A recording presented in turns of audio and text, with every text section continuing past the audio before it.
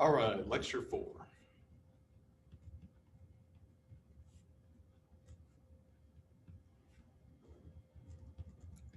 GCF Factoring. All right, let's start off with a definition.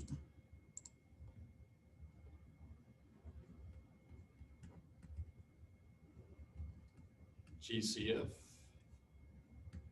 greatest common factor. Let's go ahead and do an example of this. Let's find the GCF of two numbers, let's say 4 and 12. I want to find out what's the greatest common factor between two numbers. So when I do this, I'm trying to find the biggest number that'll divide both of those. I'm looking for the biggest number that'll divide 4 and 12. So if you think you know the GCF of this, go ahead and drop it down in the chat box. Go ahead and take a minute. Yep, Sydney, you got it. Trinity, you too. Good. Derasia, you got it.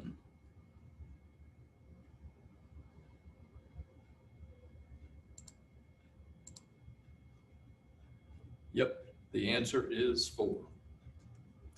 I know that it's 4 because I can divide 4 by 4, and I know that I can divide 12 by 4. Let's do one more like that.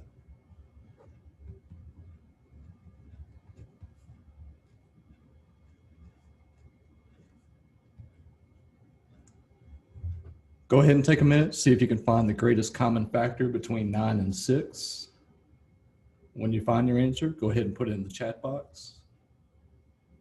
I'm looking for the biggest number that'll divide both 9 and 6. Yep, Ashley, you got it. Trinity, good. Derasia, Kamari, Francisco, Matthew, you're all right.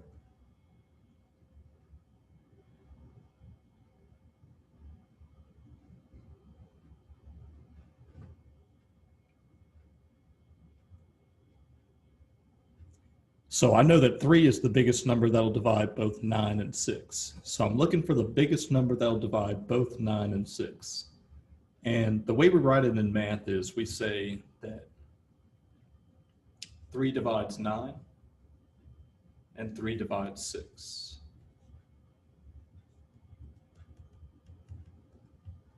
Three divides 9 and 3 divides 6.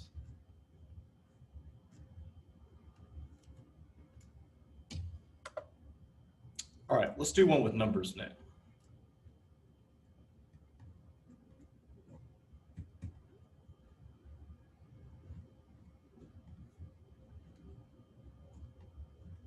Let's do 15 and 10. And this will be the last one we do, which is pure numbers. Once you think you got the answer, go ahead and put it in the chat box. What's the biggest number that'll divide both 15 and 10? Kamar, you got it? Good. Trinity, John, good. Matthew, Sydney, Destiny, Derasia, Ashley, Francisco, y'all are all on point today. So the biggest number that'll divide both 15 and 10, that's going to be 5.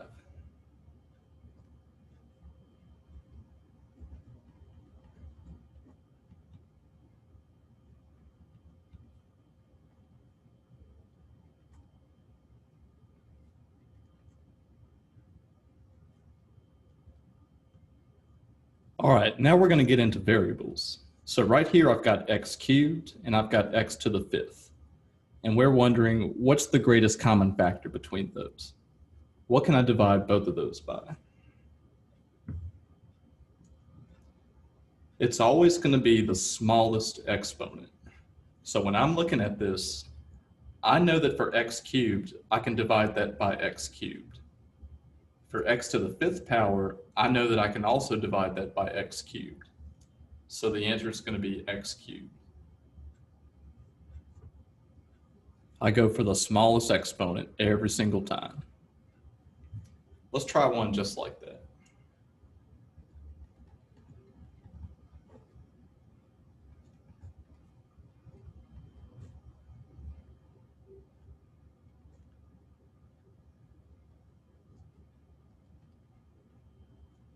Go ahead and try this one. Once you think you got it, go ahead and put it in the chat box. Matthew, you got it. Good. John, you got it too. Francisco, Sydney, Trinity, yep, you all got it right.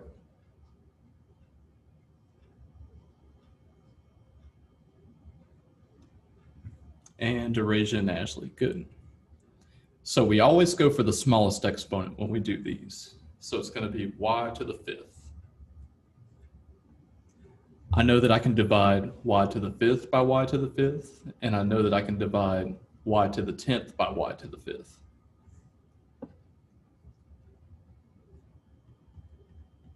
We're going to do one more just like that, and then we'll get into some of the problem sets.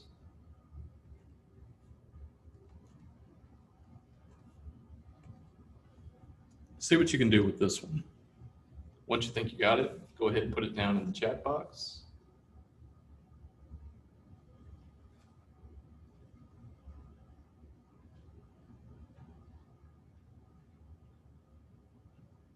Yep. Matthew, John, Trinity, you all got it. Good.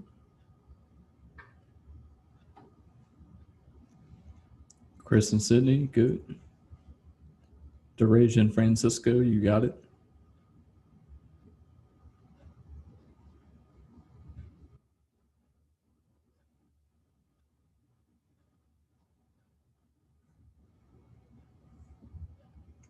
Okay, so for this one, I look for the smallest exponent.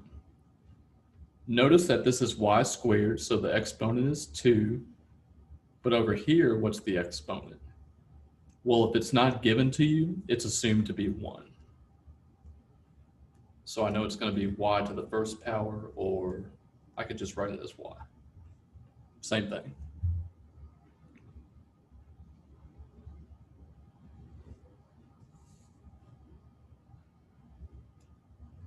Okay. Go ahead and try this one. What I want to do is I want to factor 3x minus 9. So for this one, we'll be taking it out of GCF and it's going to be a number. We're asking ourselves, what's the biggest number that'll divide both 3 and 9? Well, I know that the GCF is 3, so I take that out. Whatever the GCF is, I just go ahead and put it on the outside of the parentheses, and then I see what I have left on the inside. Now, to find out what I have on the inside, I'm basically just dividing. I take my 3x, I divide it by 3. I just need an x, so I put that on the inside. And then I bring down the same sign that I start off with. So whatever's in the middle, I just bring that down. I just took out a 3, and I know I need to multiply 3 by a 3 to get to 9. So I put a 3 right here. And I'm done. So all I'm doing is I'm taking out the GCF, whether it's a number or if it's a variable, I just take it out, put it on the outside, and then whatever I have left on the inside is what I have left. And basically I'm using multiplication and division to figure out what I have left. Go ahead and try this one on your own.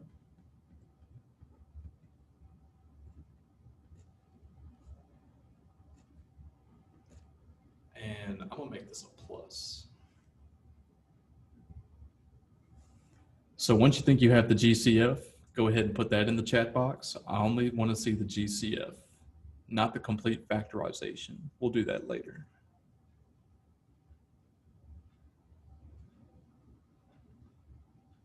So you're going to be asking yourself, what's the biggest number that'll divide both 14 and 21? I see some answers coming in and they're all right so far.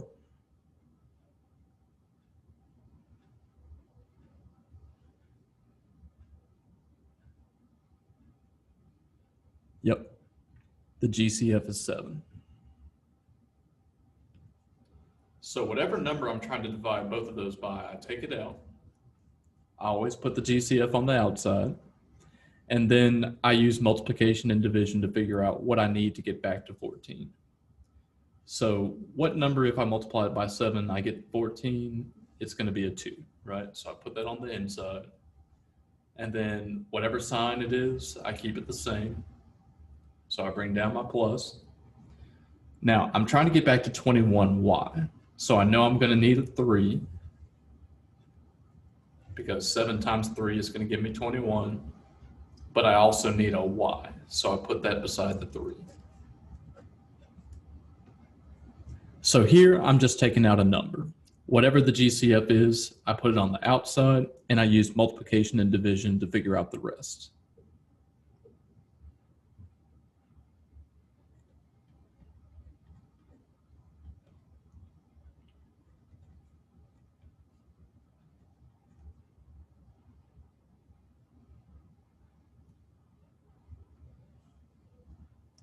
All right, let's try the next one. This one is x plus x to the 5th power. I want to know what they both have in common. When I look at this, I'm trying to figure out how many variables do they have in common. So I know they're both going to have an x in common because this one has an x and this one has 5 x's. So I know that they at least have an x in common. So I take that out. That's my GCF. I put it on the outside of the parentheses. And then I just see what I have left after that. So I just took out an x. I need to get back to an x. So I don't really need to multiply this by anything except for a 1. I bring down my plus sign. I took out 1x. I need to get back to x to the 5th. So how many more x's do I need to get back to x to the 5th? I already took out one of them. So I need 4 more x's. So x on the outside, that's my GCF. And on the inside, what do I have? 1 plus x to the 4th. Let's try one that's just like that.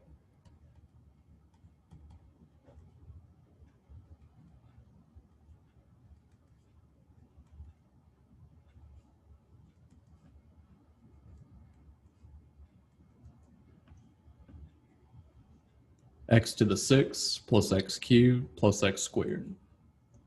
For this one, I want to know how many x's can I afford to take out of everything. So over here I have 6 x's, over here I have 3 x's, and right here I have 2. The most x's that I can take out of all of them will be the smallest exponent, right? I'm going to be taking out x squared. So I put that on the outside and I just see what I have left. So I take out 2 x's, that's my GCF, I put that on the outside, and then I ask myself, how many more x's do I need to get back to x to the 6? I need 4 more, right?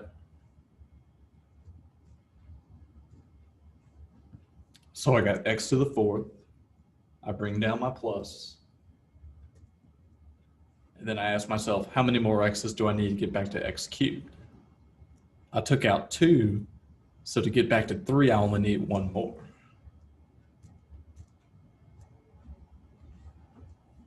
So I've got plus x.